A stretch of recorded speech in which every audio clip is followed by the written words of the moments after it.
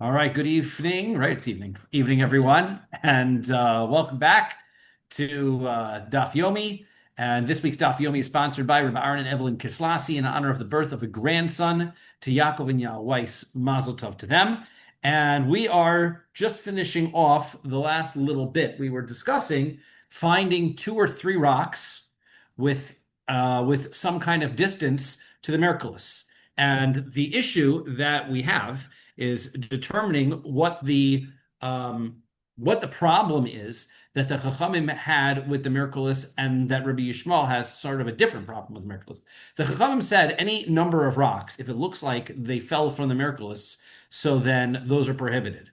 Rabbi Yishmael had some kind of an opinion that if the items are, if the rocks, if there's two rocks, then it's not a Merkulis, and if it's three, then it is. So then the question becomes, why does Rabbi Yishmael hold that way? And Rabbi Yochanan had suggested that Rabbi Yishmael would agree that if they fell close to the Merkulis, even Rabbi Yishmael would agree that those would be prohibited. These are Merkulis rocks, which are slightly removed. And we had this idea of tfisa, shtei tfisos, right? This is what we had. The last thing that we had mentioned was there were two grabbings. And so this we wanted to stop in the middle of, not to rush through this last couple of lines. Heichi dummy, what is the circumstance where we have something which is, we call it two grasps away? It's close to the Merkulis, but it's not directly close to the Merkulis. And that's the answer is to Ika Gov Habeni Uveni. That what's happening is that there's some kind of a raised something in between the main Merkulis and where these other rocks are found, indicating that the rocks would not naturally have fallen off of the main Merkulis and rolled over to the other further location because there's a hill in between, some kind of a raised element that would have prevented them from rolling away. Therefore, if you've got these items that are further away, then these are separated. So Rabbi Yishmael is going to say that three rocks further away are prohibited because he holds they make this mini Merkulis that's further away. And the Chachamim are going to say, look, it doesn't look like it fell from the Merkulis, therefore it's not. Now, Umerkulis ki hai gavna mihavi. So is there circumstance where the way that Rabbi Yishmael described it is he had the three rocks. He didn't describe Merkulis in the way that we normally think of Merkulis. We talked about Merkulis being one rock, two rocks, and a third rock piled on top. And that was an imitation of the statue of the Merkulis. So this, Rabbi Yishmael says, even three rocks that are side by side are also prohibited. Why should that be? If the three rocks are side by side, that can't be a mini Merkulis, because if it was a Merkulis, it would be one, two, and a rock on top. Yes, Brian. So going to the Rabbanim, I have a question. We know that the Merkulis is three rocks. Yes. So if you see the Merkulis complete with three rocks and you find another rock beside it, what would be the chashash? So the answer is, it seems that since part of the worship of the Merkulis was to throw additional rocks, and we're Right? sort of getting ahead of ourselves a little bit, but we did mention this in the last year a bit, so I don't think I'm giving too much away. That when they would serve the Merkulis, they would throw the rocks at the Merkulis. Right. Then the pile of rocks that was Merkulis would be built up, and the Merkulis itself would become a larger heap. So the rocks from the Merkulis, even though they start as three rocks, would eventually, all of the additional rocks that get thrown in are more and more and more. So, I see. so Oh, so it's one of those rocks that we're saying exactly. So that we're fell from. talking the additional rocks. So v'hatanya, but we learned in a brisa, Elohein Avne Ben Kulus. These are how the rocks of Ben Kulus, right? That's probably the real name. Mefarshim say it's probably the real name of the Merkulis, but Merkulis we said was some kind of derogatory name for it. Achas mikan v'achas al gabehen. It should be one, two, and a third rock on top of it. So if you have three side by side, how's Rabbi Yishmael calling that a mini Merkulis if it doesn't have the form or the shape of a Merkulis? So Amar Rava says, Kitanya hi be'ikr Merkulis.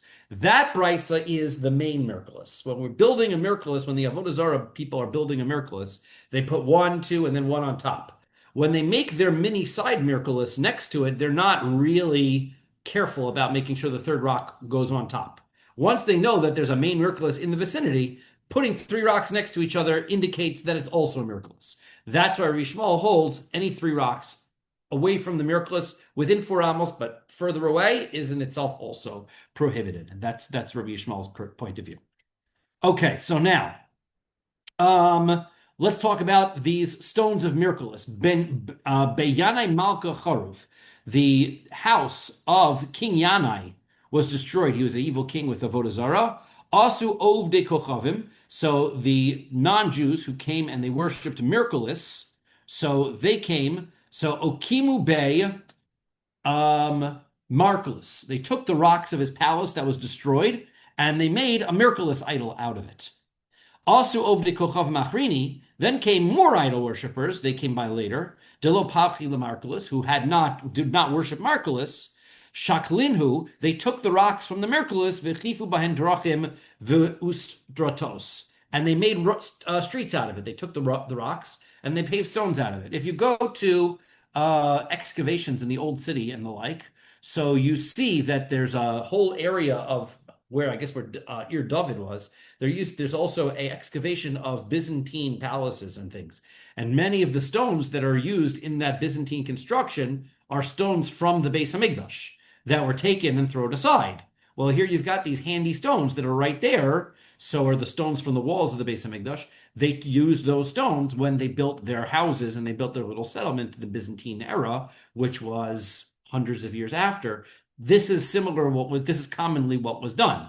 Stones are difficult to obtain and they're heavy and you've got to have a lot of labor in order to bring them over. So therefore, if you showed up in a place and you found ruins of some other structure, you just took the rocks from that structure and you built your new structure.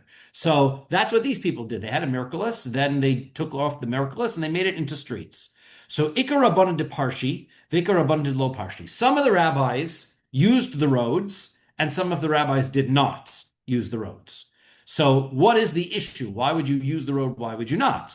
So Amar Rabbi Yochanan, Benon shel kedoshim mahalech alehan, va'anon nifrosh mehen. He said, look, the children of the holy ones, the children of the children of the holy ones, they walked on it, and I'm not going to.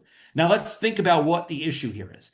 If the rocks of Marculus are idolatry themselves, then if another idolater were to come and say, I don't want this to be an idol anymore, I'd like it to be a street now, that would be a nullification. However, if the rocks are an item that is being used to serve the idol of Miraculous, then it becomes zivchei mesim, it can never be nullified.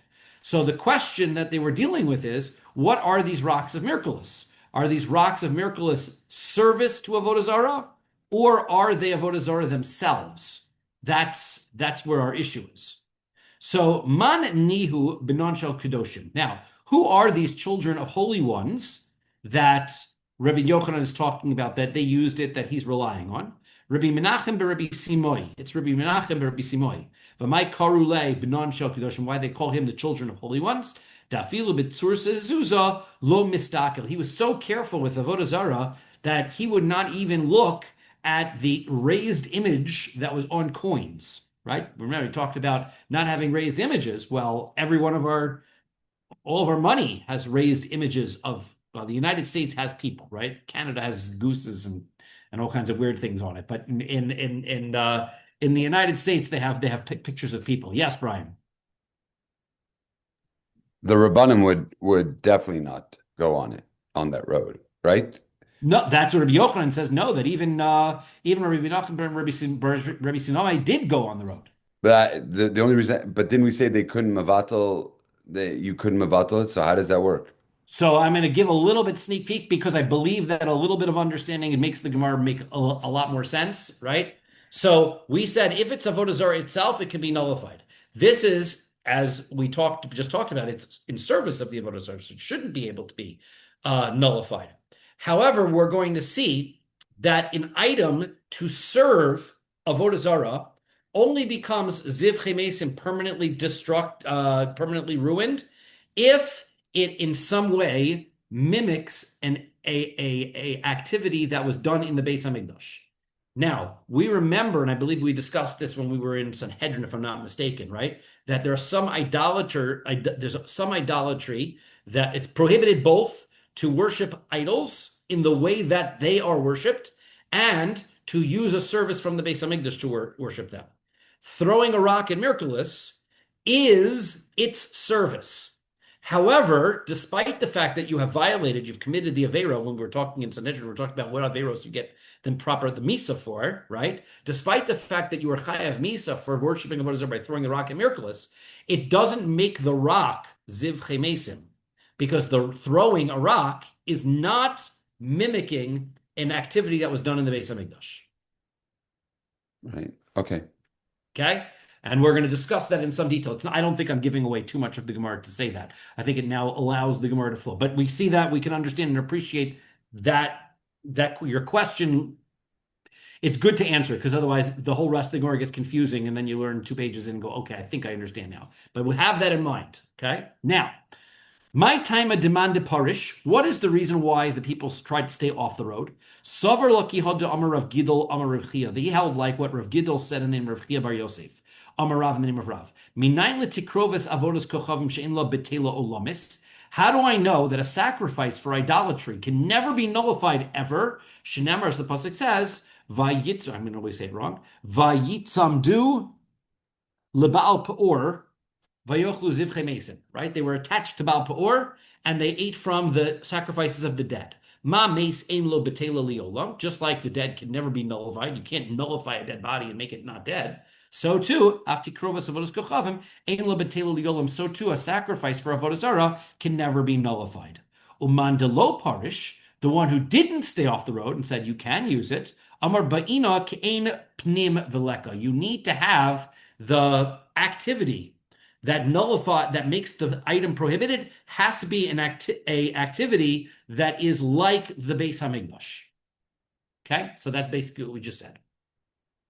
Amar Rav Yosef. Rav Yosef Bar Abba says, Ikla Rabba Bar Yirmiyah la'asrin. So Rav Yosef Bar Abba came to our location. He brought a difficult brisa with him, and he asked the following question. Ove kochavim shehevi avodah min amiraculous. Let's say a non-Jew, he brings rocks from a miraculous. Vechipa behem drachim v'tartios. So he then uses those rocks in order to make a street. Nun base. Mutaros. That street's fine because he's nullified the rocks. Yisrael shehevi avana min miraculous. But if a Jew brings it from miraculous, vechipa behem drachim v'tartios, and he makes the path, he makes the roads. Asuros. You're prohibited, veles nagar, velo bar nagar, diafrikine.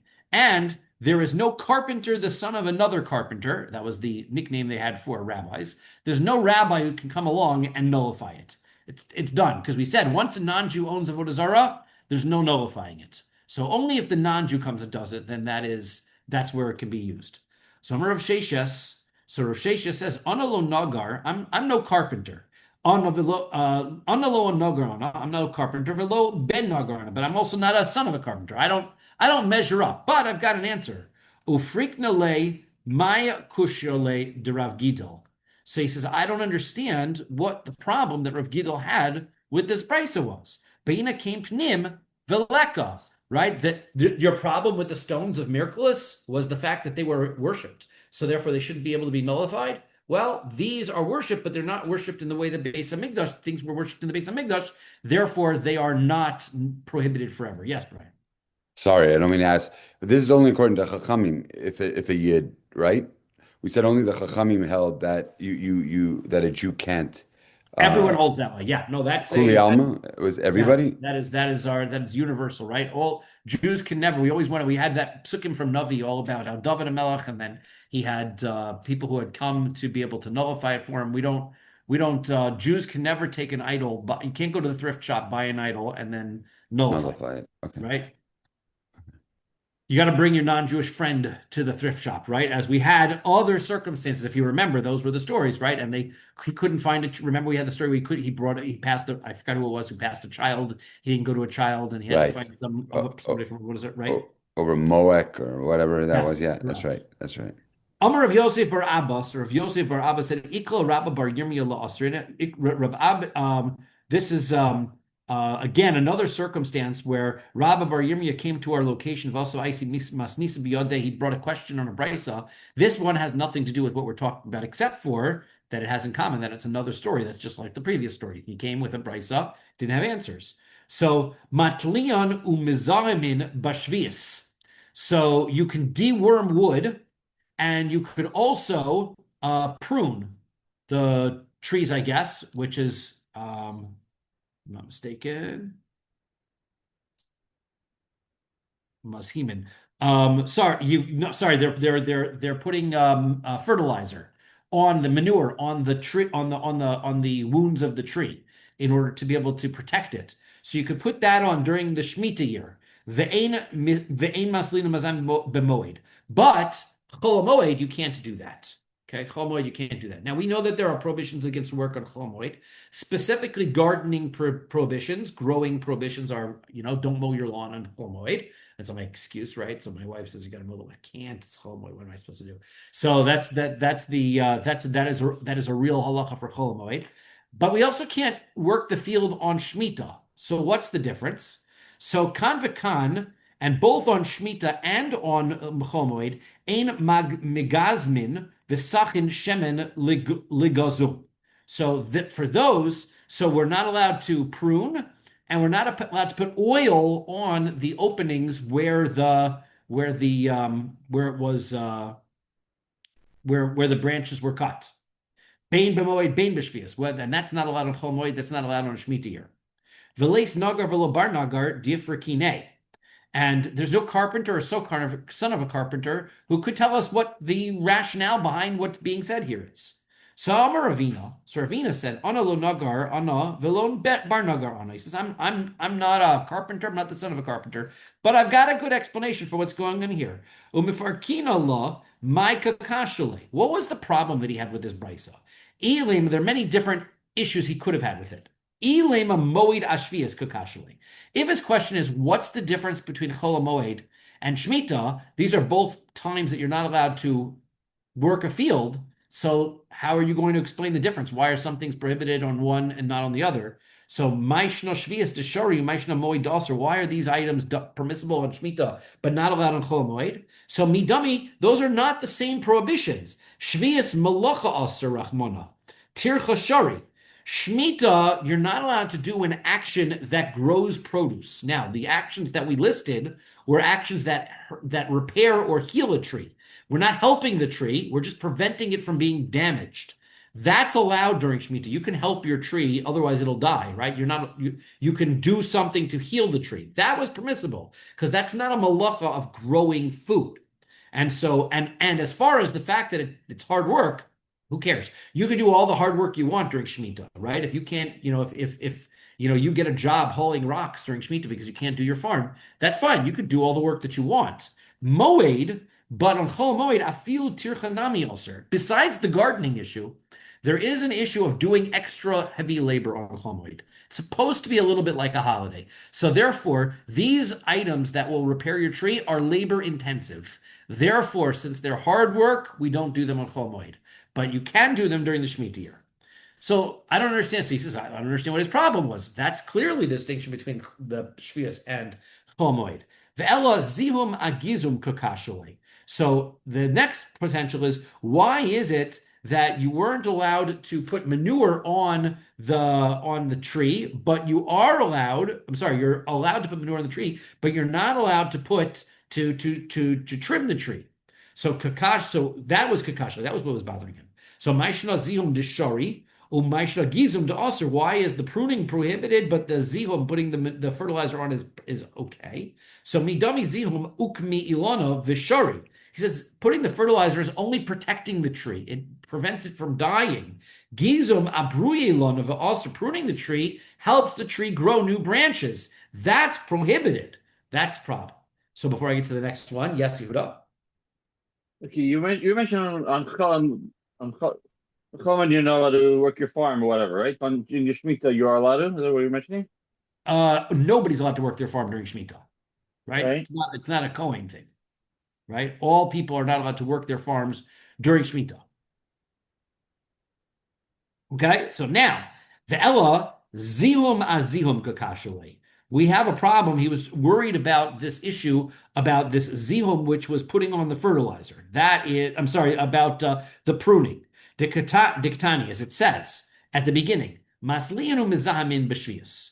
says at the beginning that we can deworm and we can put the zilum, which is to put the fertilizer in the tree, on the Shemitah year, or a mini, but there's a contradiction. Mizamin es hanetios v'kurchen oson v'kotmin oson v'oson lehem batim. This is another brisa. This brisa says that we're allowed to put manure onto young plants, and we're also allowed to tie up their branches, which is either to straighten the tree or it was done in order to protect it from the cold. Kotmin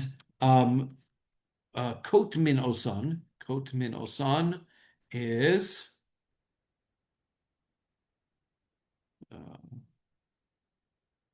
we trim the edges of them, the heads of them, so that they won't scrape against the ground. I guess they get too long, they scrape against the ground and be bad for it. And the osin lahen batim, and we can put kinds of fences around the tree in order to protect the young trees as well. Umashkin oson ad Rosh Hashanah, and we can also water them. We can do all these things up until Rosh Hashanah. Now, there are prohibitions on Shemitah that we're not allowed to do starting a month before the Rosh Hashanah of Shemitah. These items are not directly related to growing and plowing and such, but they are things that help the tree improve. You can do these things up until Rosh Hashanah. Ad Rosh Hashanah in Bashvias lo. So that means you can't do these things during Shemitah.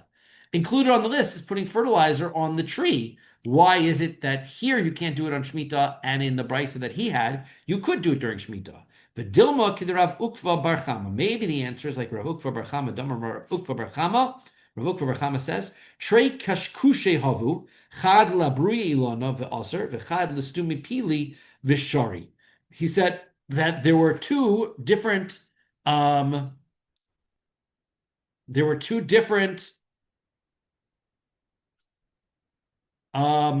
ways to dig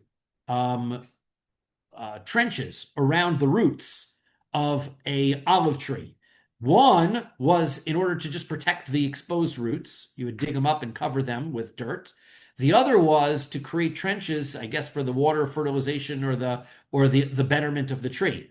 One, just to protect the tree, is fine. One that's going to make the tree better, that's not fine. So therefore, since we know that that seems to be the distinction, that probably is the distinction about putting the fertilizer on the tree as well. If it's being done in order to protect the tree from harm, that's acceptable. If it's being done in order to improve the tree, that's not allowed. So hachinami, that's what we're saying here as well. Trei zihemumi havi. There's two different types of putting this fertilizer on the tree. Chad leukmi ilani v'shari. One is just to protect the tree from dying, and that's permissible. V'chad labruye ilani v'aser. One is to make the tree better. That's prohibited.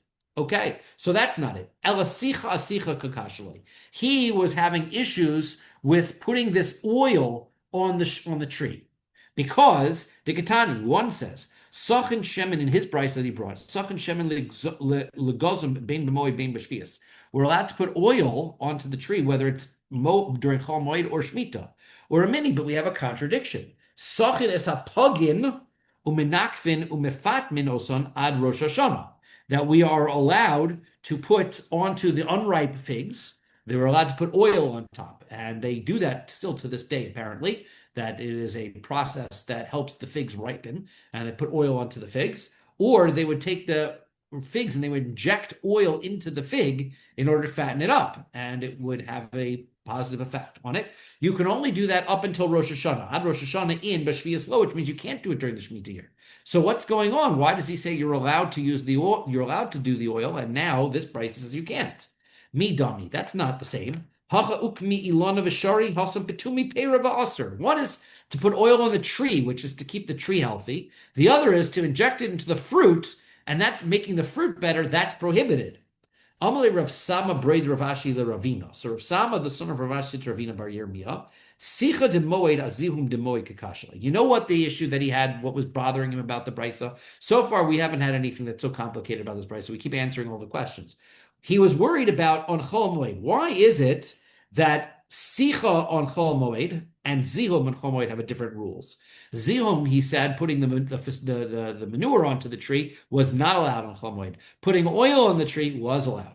Why is that? So Michti, let's take a look at this. Hai ukmi v'hai ukmi. Both of them are just protecting the tree. They're for health reasons. So Maishna hai deshari, Maishna hai d'aser. Why would one be permitted and one not be permitted?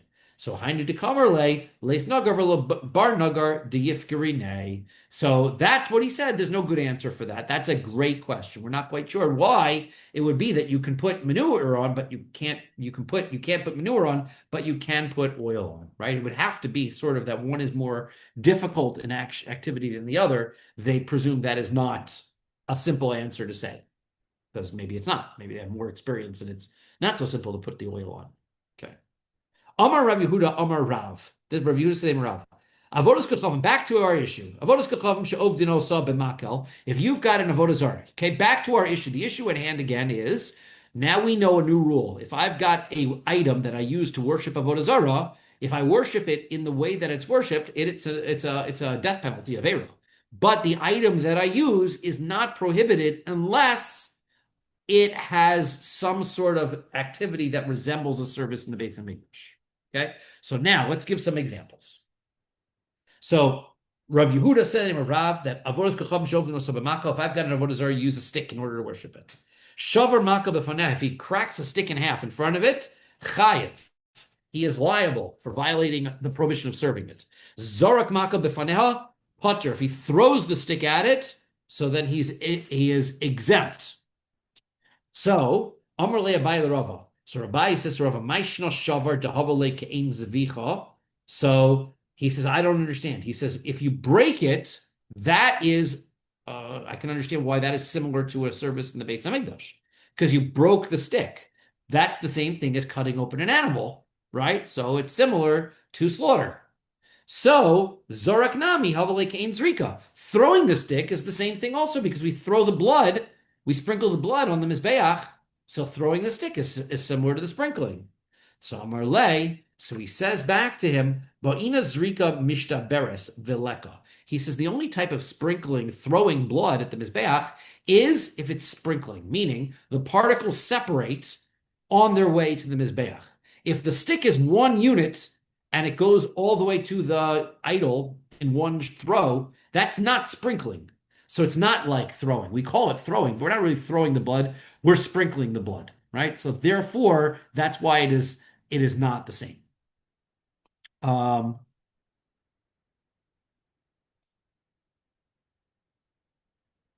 Okay. So now, this is right. Now, just to point out, this is not even though we said it's service with a stick. The way that it's normally served is that you use the stick to bang and make a noise in front of it, right? So cracking the stick or throwing the stick is not really service of the idol. But we said that it is also a prohibition. If the service resembles something from the Beis Hamikdash, then you can be liable as well. So cracking the stick does resemble service in the Beis Hamikdash. You are liable. Throwing the stick does not. Okay, Eisve. So we asked the following question. Sofas lotzoa o shenosach lifaneha. So of it shall meme raglayim. Let's say you have this person throws to this avodah zara, he gives it feces, or he spills in its face the urine. Okay, so chayev. So you're going to be liable, right? Even if that's not the avodah of that idol, you're still liable. We're not talking about balpa or where that might be the way of serving. We're talking this is not the way to serve that idol. You are still liable. Now, that means that if it's not the way it's supposed to be served and you're still liable, that means that it has to be similar to some action in the Beis Hamikdash, some part of the Korban service. Nun Aleph Amid Aleph. So, of it shall meme reglayim. So, Bishlama of it shall meme reglayim. I understand why the urine. Why? Ikazrika, because that is like zrika. That's like the sprinkling, right? It's a liquid. Throwing a liquid is going to be like throwing a liquid blood. So, therefore, I can understand that. That's why you are liable. Mishta beres, it breaks up. So Ella tsoa my zrika mishta beres ika, but tsoa. So ika. So he says, but if feces, you throw that, it doesn't break apart. So then why is that a prohibition? So the answer is bitsoa lacha. We are talking about loose feces, right? So therefore, it does break apart. That would be the problem. Okay, lema kitanaya. Let's say this is a machlokas tanoim. Let's say this issue is an argument between tanoim. That shachat lachagav. One opinion says that if a person slaughters a grasshopper, right? Now grasshoppers are kosher, and they do not need to be slaughtered shchita in order for you to eat them, right? They're not animals. So they're like fish, right? So you eat them. There's no shchita necessary. Okay? This person takes a grasshopper and he sacrifices it to Avodah Zara. So Rabbi Yehuda mechayev. Rabbi Yehuda says you are liable. The Chachamim potrim, the Chachamim say you're not. My love b'hakamifagi. This is clearly what they're arguing about. The Mar Savar Amina Kein Zvicha, or Mar Savar Lo Amina Kein Zvicha. One says we need a slaughtering. There's no slaughtering by a grasshopper. So therefore, this is not a action done in the Beis Hamikdash. Therefore, you're not liable. The other says, no, you are liable anyway because it doesn't have to be an action that was done in the Beis Hamikdash. Ela Kein Pnim. So this one, Mar Savar Lo Amina Kein Zvicha, Ela Kein Pnim. One says we don't need to be like slaughtering, like an imitation of a slaughtering. We need it to be like it was done in the Beis Hamikdash. So lo, not true. Everyone says no. We're not talking about imitating slaughtering. You need to have a action which is like the Beis Hamikdash. V'shani chagav, but the grasshopper, that's where the argument is. It's different with the grasshopper. Hol v'tzavaro doma l'tzavar behema. Grasshoppers have heads and they have necks. Therefore, the question, the argument they're having is slaughtering a grasshopper similar to a slaughtering that's done in the Beis Hamikdash? If breaking a stick, by the way, is slaughtering, then why isn't cutting a grasshopper's head off? Right? So, potentially, that's the argument, right? Okay. Amar Rav Nachman, Amar Rabba bar Avua, Amar Rav. Rav Nachman says the name of Rabba, the son of Avua, says the name of Rav. Avodas kucham she'ovdim osa b'makel. If you have idol worship, that you serve it with a stick, shavar makel b'fanech chayev. This is what we said before. If you break the stick in front of it, you are liable for neseres, and the stick is prohibited. Zorak makel b'fanech. He throws the stick, chayev. You're liable. The eina neseres. But this is different than what we said before, right? This price says we are liable, but the stick is not prohibited. So Amar le Rav Rav Nachman. So Rav said to Rav Nachman an explanation. Maishna shavar. Why is it that the broken stick, davile kein zvicha, it is like slaughtering, therefore it's prohibited, and the stick is prohibited. Zorak nami havya la kein zrika. Throwing it is also like sprinkling the blood. So Amar le. So he said it's not. Ba'inan zrika mishtaberes veleka. So we need the sprinkling to be sprinkling that breaks things up, and that is not the case here. It doesn't break things up, like we said before. Okay, El Me'ata. So here is now our problem. Let's get back to Miraculous, right? El Me'ata, Avni based Miraculous, but Ma Yasru. Why are the stones of Miraculous prohibited? So Brian asked us about 20 minutes ago, and I told him that it was because they are items that are being used to serve Avodah Zara. Well, he throws a rock. The rock doesn't break up into parts. Therefore, if throwing a stick and that doesn't break up into parts is not service like in the Beis Hamikdash, then neither is throwing a rock that doesn't break up. So Amar Lei, so he said back to him, Afladidi Kashali. He said, that is already a good question. I had that question too. Vishaltei Rabbi bar Avua, and I asked Rabbi bar Avua. He didn't know the answer. Rabbi bar Avua lechia barav. So Rabbi bar Avua asked Chia barav the question. V'chia barav, he asked the question to Rav. V'amar lei, and finally Rav had the answer. Nase kemigdal avodos kochavim. Because what happens is that the rock becomes part of the Avodah Zara.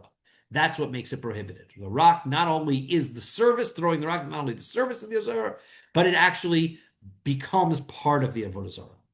Okay, so now that's a problem because we're going to see later on that if I throw a rock, right, that goes to Miraculous, so that means that at the moment that's a service rock. So if you're going to tell me that the service rock is not prohibited because it doesn't resemble an action that was done in the Beis Hamikdash, then it only becomes prohibited because it is part of the bigger Avodah Zara. Now, I know Brian is worried. He's saying, well, wait a second. That means that it shouldn't be, it should be able to be nullified by an idolater. Just hang on to that for a second. We'll go through the Gemara. But the issue is, nevertheless, besides that, there's an opinion, Lemanda Amar Avodos Kochavim Shel Ove Kochavim Asura Miyad. So that's fine. If let's say somebody makes an idol, at what point does it become an idol? So according to one opinion, as soon as you make the idol, it's an idol.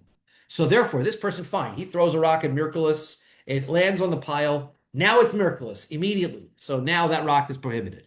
But what about the opinion that says making an idol is not, the idol is not prohibited until somebody worships it? Well, that means that if this person throws a rock at miraculous, that rock is not prohibited because it was used in service of the Avodah Zara, because it's not like a Beis Hamikdash item. And it's also not part of miraculous yet because nobody's worshipped it by throwing the next rock. So the last rock that got thrown shouldn't be prohibited. Dehol lo palcha, nobody has serviced this new rock. So Amrle, so he said, no, that doesn't stop anything because kol achas v'achas nasis avodos kochavim v'tikrovis lechaverta. He says that each one becomes avodah zara and a service to the next rock. It's both things. So therefore, it is both a rock is of service, which makes it prohibited, and it becomes part of the Avodah Zara. So he says, if that's the case, so therefore, as you throw the next rock, when you throw, so whoever comes and throws the next rock, that consecrates that last rock to Avodah Zara. That's why it becomes prohibited. Now, it's okay. We said that fine, somebody takes the rocks. We can nullify the rocks of miraculous. That we had that story where they took because they had learned that it didn't resemble a action that was done in the Beis Hamikdash. Now, Basraisa Miha Tishtari. The last rock, though, that should be permitted, right? Nobody's thrown another rock to worship it yet. That means that last rock is always permitted. So Amar Le, so he said, Ia dias le la zil shakle. He says, if you can tell me which was the last rock, fine, go take it, right? There's a big pile of rocks. Whichever rock is the last one is permissible. Good. Figure out which one's the last one. Now, I guess if you were there and you watched it, then you could know that, right? But if you walked up on a pile of rocks, there's no way to know. That's his point.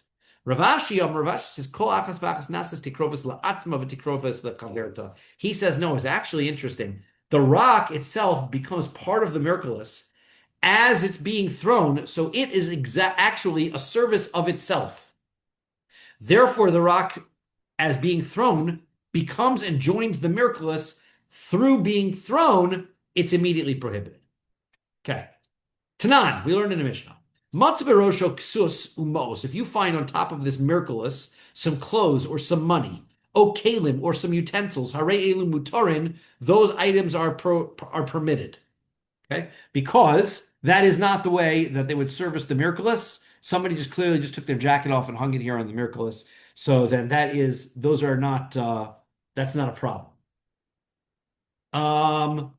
However, parchili anovim. If you've got grapevines, or v'atoros shel shibolim, or you've got wreaths of grain, v'yenos ushmonim v'salotos, you've got wine, you've got oils, you've got fine flour, v'chol davar shekayotze bokarov legabe mizbeach, and any other material that was used in the Beis Hamikdash, also, those are prohibited. Now, bishlam yenos ushmonim v'salto. Why? Because now it's a service, it's an item that was offered as part of the Beis as service, part of the Beis Hamikdash, right? Even if these other garments, you said, I said they're not serviced that way. Even if they are serviced that way, right? Even if, let's say, somebody throws his sweater onto the miraculous, it doesn't become prohibited because sweaters are not part of Beis Hamikdash service, and so therefore it is not, the item does not become prohibited. And if people, the problem at the same time, but if the idol worshippers feel like he's getting cold, and he throws next to a sweater. Still, the idol worshiper, you're right. The idol worshiper is still going to wind up with a avera, right? The question here is, can you use it without nullification, right? And so because it was not used, these are not things that are used in the Beis Hamikdash, you can. So I understand wine, oil, fine flour, those are things we've all heard about being used in the Beis Hamikdash. So Ika Kein Pnim, we get it, those things use Beis Hamikdash. Vika Kein Zrika, right? Mishtaberes. And not only that, but those are also items that they sprinkle and they dissipate. Therefore, it makes sense that when they were brought and served, they were brought and served in a way that resembles the service in the Beis Hamikdash. Ela parchili anovim v'atoros shel shibolim. But what about the grapevines? What about the crowns of wreaths of grain. Lo ke'ein pnim ika, v'lo ke'ein zrika mishtaberes ika. So they're not materials used in the Beis Hamikdash, and even if you were to throw them at the miraculous, that would not be a service that's similar to anything that was done in the Beis Hamikdash. So Rava says, Ula, and then we have Ula, Kegon Shebotzron Mitchila Lekach. These are things that can be made and established for that purpose. And therefore, we learn something new. And an item can be designated as a service item for Avodah Zara as it's being constructed and made for that purpose, thereby prohibiting the item. Okay, so therefore, these wreaths, they were constructed as Avodah Zara items. Therefore, that's why they've become prohibited. Amar Rabbi Vo, Amar Rabbi Yochanan. Rabbi Vo said to Rabbi Yochanan, how do I know that if a person slaughters an animal that has a mum, a blemish on it, that's not going to be considered to be, he's not liable for serving Avodah Zara, right? Shenemar, as Pasuk says, Zoveach leElohim yecharam bilti Hashem levado. Right? If somebody slaughters something as a sacrifice to someone other than Hashem himself, then you're liable. That's what it says. Now that means that the animal has to be acceptable to Hashem, and you sacrifice something not to Hashem. That's when you're liable. So lo asra Torah elik ein pnim. Torah says a sacrifice is only a sacrifice if it resembles how sacrifice was done in the Beis Hamikdash. If the animal has a mum, has a blemish, it doesn't resemble that. Yes, Dad. So if I try to sacrifice an animal, a goat with a blemish on it, it's I'm not going to be liable. But if I sacrifice a grasshopper, I am. Yeah, ironically so. Well, at least according to the opinion, that's just because the slaughtering of a grasshopper, I guess, more resembles a service in the Beis Hamikdash than slaughtering of an animal that has a blemish on it. Now we're going to see what kind of blemish. I know where your problem is. If I got an animal that has a cataract in its eye, right? That's a very minor blemish, and that's gonna make it not Avodah Zara. So we'll see. So Havi Bo Rava. Rava has the same problem my father has. He says, here's the problem. B'mai, what kind of blemish are we dealing with here? If you're telling me that it's got some kind of scratch or cataract in its eye, which makes it an animal that is not able to be used in the Beis Hamikdash, hashta libnei Noach fazia ligavoa bebama didhu lavos kachavim mibai. So he says, look, non-Jews, that's not a blemish to them in their sacrifices. So therefore, if that's not a blemish to them, then that means that if they consider it service for their Avodah Zara, then certainly if a Jew does it, it's considered service to the Avodah Zara, right? Ella the mechusar aver. We must be dealing with a major blemish. The animal's missing a limb. Okay. Now, if the animal's missing a limb, then ukad Rabbi Elazar, like Rabbi Elazar says, Damar Rabbi Elazar says, minayin lemechusar aver shu asur libnei Noach.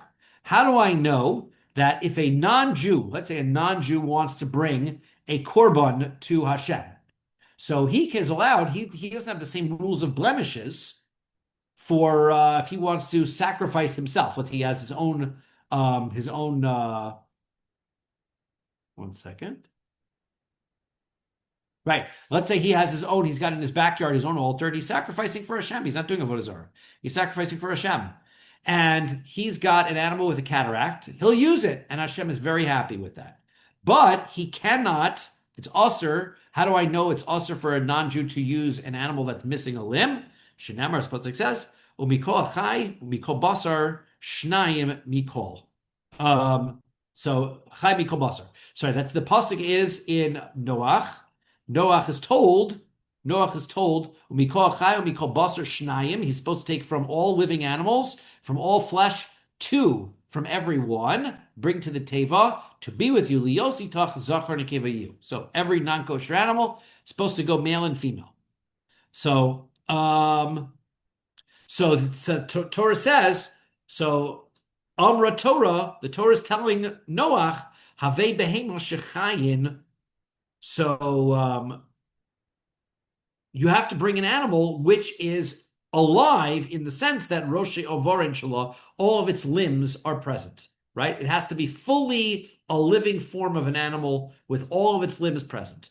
Otherwise, it wouldn't have been eligible to make it to Noach's Teva. And if it wouldn't have been eligible to make it to Noach's Teva, B'nai Noach couldn't have offered it as a sacrifice to Hashem. So, he says that's not what it's for.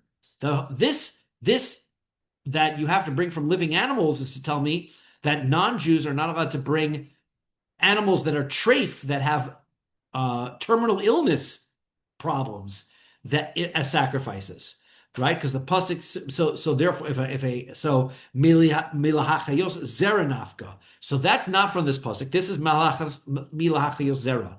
The reason why they had to go into the ark is because they had to bear offspring. So, bearing offspring, you can't bear offspring if you're a treifa. An animal with treifa cannot have children.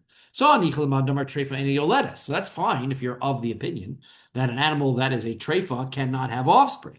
Elmandamar treifa yoledes, what about according to the opinion that says an animal could be treifa, can have a big hole in its lung and it's not going to live very long, but it can still mate and have children. So then how are you going to explain this? So Amar Kro, the pasuk says, Itcha. You have to take these animals with you into the ark. Itcha b'domin lecha. What does with you mean? That these animals have to be similar to you. You are not a treifa, so to the animals also are not allowed to be a treifa. So, v'dilman Noach gufei treifa hava. Maybe Noach was a treifa. How do you know Noach wasn't a treifa? How do you know he didn't have a blemish? The answer is, because Pasuk says, tamim ksiv bei. Pasuk says he was tamim, right? Noach was tamim b'dorosov. So dilma tamim b'dorachov. Maybe that only means he was, in his character, he was pure. It doesn't mean that in body he was pure. So tzaddik ksiv bei, it says that he was a tzaddik. Tzaddik is his character. Tamim is his body. So he was healthy of mind and spirit, or mind and body, right? Dilma tamim b'drachav tzaddik b'masav. No, maybe he was pure in his intentions and he was righteous in his actions. Neither of those have to refer to his body. So lo matzis amert denach gufei denoach gufei treifa hava. You can't possibly imagine that Noach was a treifa. Disaka daitach Noach treifa hava. Because if you would have held that Noach was in fact a treifa, Amar l'Rachmana dikavasach ayil shleimin lo tayil, then what would Hashem be telling Noach? Make sure to take animals just like you into the teva. What? Hashem only wants treif animals in the teva and he doesn't want healthy ones? That would make no sense. So so therefore, Noach was clearly not a treifa. He was told to bring animals that are just like him. That's how we know that he couldn't bring treif animals into the teva. And therefore, the pasuk tells me that I have to bring whole animals into the teva as well, not ones that are missing limbs. So hashta de nafka me'itoch lahachlios zera lamali. So now that you tell me that me'itoch tells me that it has to, that Noach, that they had to not be a treifa. So why lahachlios zera? Why to be able to bring forth children? So therefore, I know that it has to be, it can't be a treifa. So of course it has to be able to bear children. So what do I need that for? So the answer is the answer is at first maybe it was only Noach was being told bring it into the teva to be with you, meaning for companionship. You have to bring a number of animals into the teva. So it doesn't matter if the animal is old or the animal is sterile, it would still be able to be brought. Kamash malon lachios zera. So therefore the pasuk says lachios zera, they have to be animals that can give birth, right? They can't be treifa, that's true, but they also have to be animals, because there are non-treifa animals that can't give birth. They also have to be ones that can give birth. And then we also know that they can't be missing any limbs. Therefore, if a person, right, the therefore at the end is how we started this, if a Jew sacrifices an animal that's missing a limb for Avodah Zara, that does not count, because a non-Jew would never sacrifice that and offer that to Hashem. How do I know if a person slaughters an animal for Merkulis? That's not how it's served. How do I know you're liable? As the pasuk says, you're not allowed to sacrifice anymore your sacrifices to their demons. Now, if that's not telling me that there's a problem of serving the Merkulis the way that it's normally serviced, like throwing rocks at it, because there's another pasuk that says, "Eicha yavdu hagoyim ha'ela as Elohehem," right? You should not do like the non-Jews worship their gods in these lands. So you're not allowed to do it like they did it. So tenu inyan l'shelo kedarka. So therefore, this pasuk is telling us not only can't you worship their idols the way that they are supposed to be worshipped, you cannot worship them in the ways that Hashem is worshipped either, which is not the way that they're normally worshipped. Is that what this pasuk is for? We need that pasuk in order to teach the following that we learn in a brisa. We are on Nun Aleph on the base. Ad kan hu medaber bekodshim shekdishon bishas iser habamos v'krivon bishas iser. There's a list of psukim that are in Vayikra. Vayikra Yud Zayin, Vayikra Parak 17, the first bunches of psukim.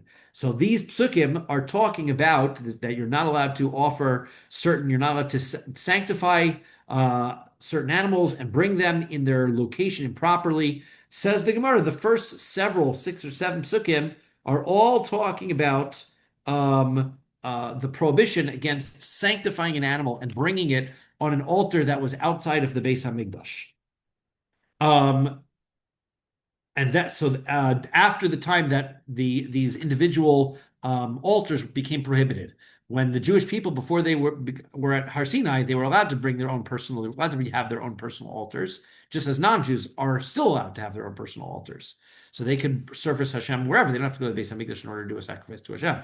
But a Jew does. So therefore, this pasuk, this whole first part of the pasuk is telling me about the prohibition against sacrificing animals outside of the Beis HaMikdash.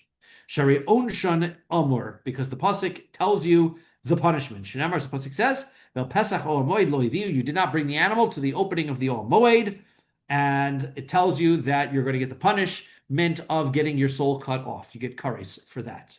So onish shamanu. So we know the punishment for bringing a sacrifice outside of the Beis HaMikdash.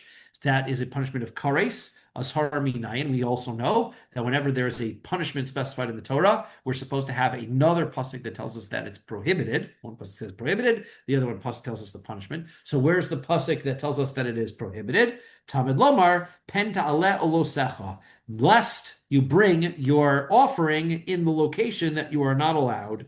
Right, that is any place that you see. You're not allowed to do that. You have to. This is a pasuk in Dvarim. You have to be able to, don't bring it anywhere. Now, how do I know that pen don't means pen ta'aleh olosecha? So pen means that it's a prohibition. Look at Rabbi Abin. It's like Rabbi Abin said, Amar Rabbi Ila. We had this before. The name of Rabbi Ila. Damar Rabbi Abin, Amar Rabbi Ila. Kol makom shenemar hishamer pen ve'al eno ela belosase. Right. If you say any of these things, hishamer pen and al, those are all prohibitions. So therefore, this one says, lest you bring this altar, this animal outside, that is a losase. Don't means don't bring it. And then the punishment is kares. Now, back into the psukim, the brisa goes, mikan ve'elach, after that pasuk that tells us the prohibition, that prohibition, then the psukim continue and they tell us the next prohibition. Hu medaber bekodshim shekdisha b'shas heter habamos ve'kriva b'shas isra habamos. It's talking about when an animal was initially declared Kodesh when the bamos were permitted. And now he brings it on his personal bama after it's now prohibited. Shneimar, the pasuk says, "L'man asher yaviu bnei Yisrael zivcheihem asher heim zofim," right? That the Jewish people are supposed to bring their offerings that they are offering. Shitarti lachkvar, they were permitted before al pia sadek al pnei sadek, because the pasuk says on the fields, milami chikol zovech bebama b'shas iser habama ma'alel avakosov kilu hu zovech al pnei hasadeh. Right, so therefore, this pasuk is telling us that if you slaughter it, even though it's originally was set aside for a sacrifice when it was permitted, right? This is like a momentary problem. Now we're all born after the time it's prohibited. It doesn't really relevant, but at that moment it was relevant. It was prohibited. It would be like just bringing a sacrifice anywhere. The pasuk then says, "Ve'heviu Hashem," then you should bring it to Hashem. Zu mitzvahs aseh. That's a positive commandment. Right? You're supposed to bring it to the right location. Mitzvahs lo saseh minayin. Where's the negative commandment? V'lo yizbechud od es zivcheihem. You're not supposed to bring anymore their sacrifices. Yachol yehe onish kares. You might think that the punishment is the same punishment that you get kares. Tamid lomar. Therefore, the pasuk says, pasuk zayin chukas olam tiyeh zos lahem This will be a law for you forever. Zos lahem velo acheres lahem. Up and these are the laws up until this point. That if you brought this animal on a bama on a place that is not the right mizbeach, and it was after the time of prohibition, that is the one you get kares for. If you brought it on a bama, but you sanctified it during the time that it was still permissible to do so, you don't get kares for it. It's just a lo saseh. Amar, you get malchus for it.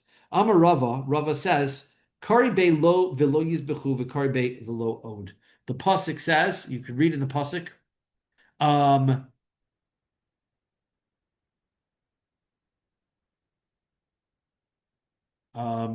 the pasuk says velo about the prohibition velo yizbechu, right? You're not allowed to sacrifice, and then that's I'm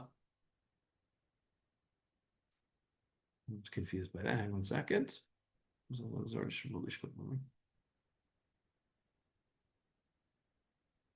Right, so that's where Rava goes back and says, okay, remember what we were coming from. Where's the prohibition against bringing a sacrifice to Miraculous?